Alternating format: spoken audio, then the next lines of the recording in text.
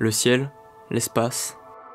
S'il nous est facile de lever les yeux au ciel, c'est en 1957 que le premier objet y a été envoyé.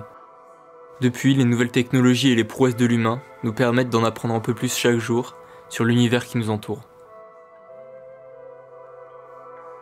Cependant, gardons les pieds sur terre, entrons dans l'univers de l'astrologie d'une façon peu conventionnelle. Alors juste derrière moi, vous avez un planétarium qui est dit itinérant. À l'intérieur, vous avez un dispositif de projection qui va permettre en fait de recréer une bulle, un environnement immersif où on va créer une simulation du ciel.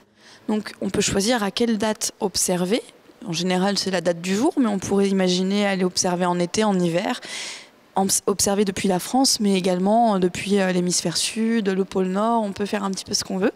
Et du coup, c'est donner accès à la nuit à du tout public. Donc ça peut être des grands avec des questions qui tendent vers l'astrophysique, la science, ou des petits qui seraient plus amenés à la découverte, l'émerveillement de la nuit, et faire découvrir avec des petites aides pédagogiques, le tracé des constellations, de quoi sont faits les étoiles, qu'est-ce qu'une nébuleuse, où sont les planètes du système solaire, est-ce qu'on peut les voir ou pas, de quoi elles sont faites.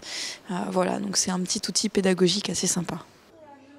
La fête de la science permet une diffusion des connaissances et une initiation à la discipline. Aujourd'hui, à la fête de la science, donc il y a les activités de planétarium, mais il y a également des expositions photographiques. Donc il y a plusieurs personnes là sur Saint-Jean-de-Maurienne et dans la vallée, de manière globale, qui font de ce qu'on appelle de l'astrophotographie, donc qui restent éveillés tard la nuit avec des télescopes et quelques appareils photo ou caméras, et qui en profitent pour pouvoir faire des photos d'objets que l'on ne voit pas à l'œil nu. Ça pourrait être intéressant de les mettre à connaissance du grand public, peut-être de formaliser une association dans le futur. Ça serait vraiment quelque chose de bénéfique, en tout cas pour notre vallée.